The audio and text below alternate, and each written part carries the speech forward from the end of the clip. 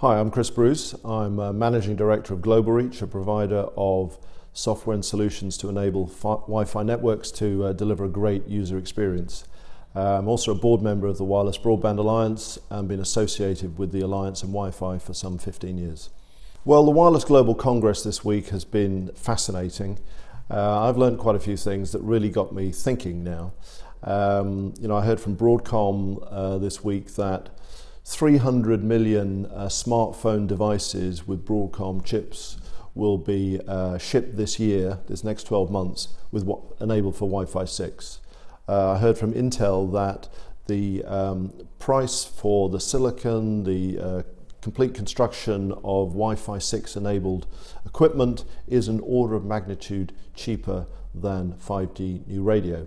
I've read the Wireless Broadband Alliance industry report that shows the overlay of target design for Wi-Fi 6 and 5G new radio and overlays them beautifully, and it shows that in some regards actually Wi-Fi 6 performs better than the target design for a 5G new radio when you compare the IEEE design for Wi-Fi 6 and the 3GPP design, target design for 5G new radio, whether it's latency, throughput, and a number of other areas. Yep, 5G is much better for mobility and those sorts of applications.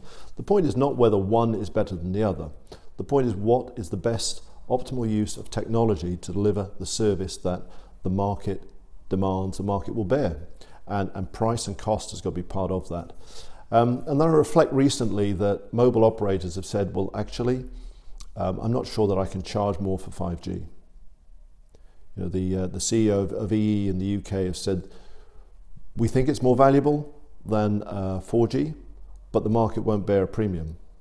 So I'm now scratching my head as to how the industry will deploy 5G macrocell networks, microcell networks, indoors with the capex that will require to meet the economic points rate of return they need internally, and yet meet a price point that the market will bear.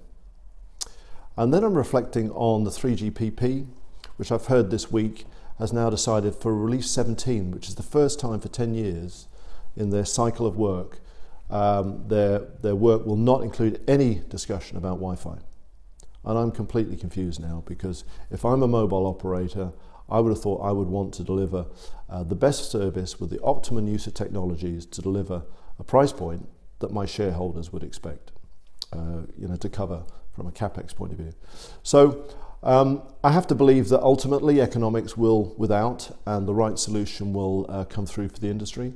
And I think the user experience that a combination of 5G new radio and Wi-Fi 6, adopting, say, a network slicing approach, could really be the optimum, which is why I'm so pleased to see the WBA collaborating with the cellular-based group, the next generation NGNM mobile network group, has produced a fantastic report that shows how the two technologies can work so well together.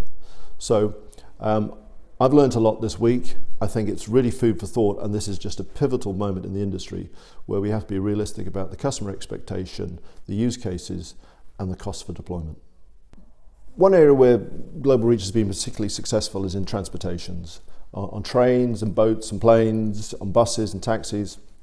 And again, these are quite challenging, often quite challenging environments to deliver Wi-Fi services. But at the same time,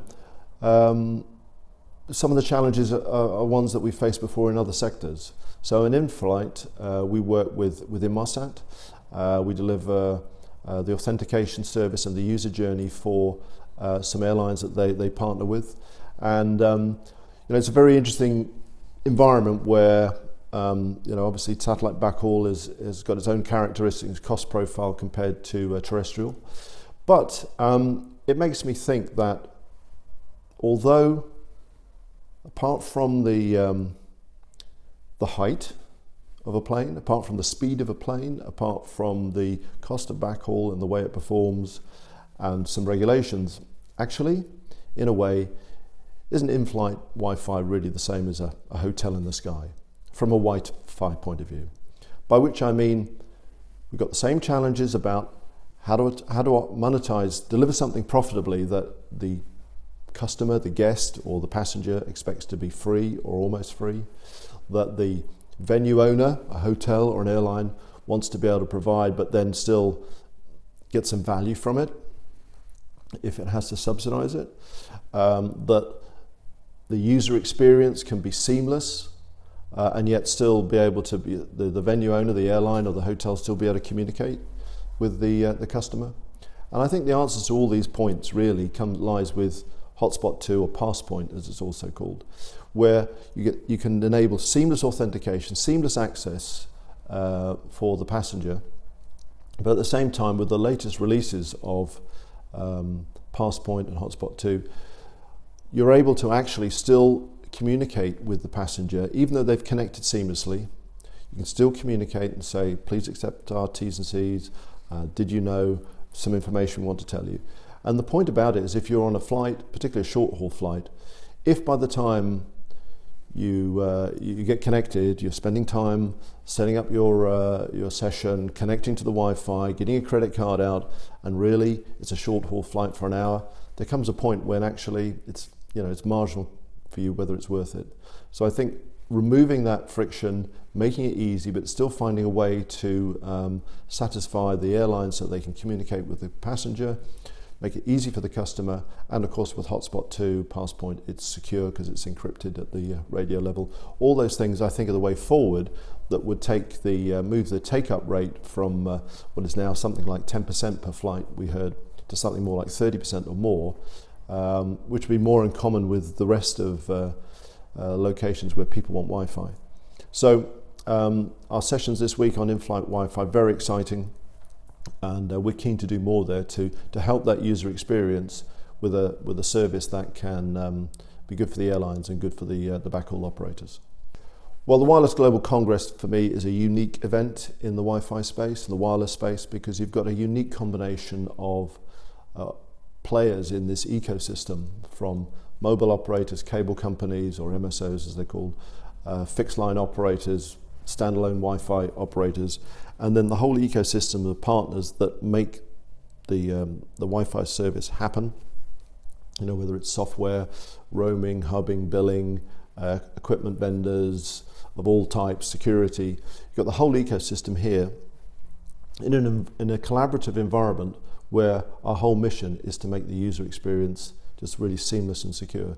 So I really enjoy these events because I get to meet everybody in this part of this industry that's there with a common goal, and I find that very exciting.